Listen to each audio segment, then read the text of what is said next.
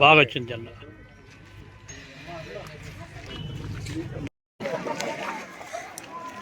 వచ్చేసి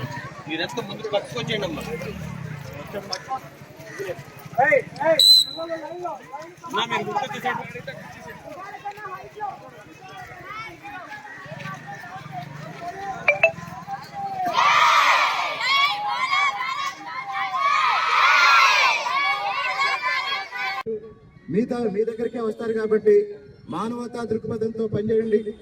ఎస్ఐ గారు ఆయన భాషలో చెప్పారు. నేను ఒక సాధారణ పౌరుడిగా చెప్పేది ఏంటంటే, ఆసుపత్రికి వచ్చి వైద్యం చేయించుకొని చికిత్స తర్వాత మళ్ళీ ఇంటికి వెళ్ళే ఆ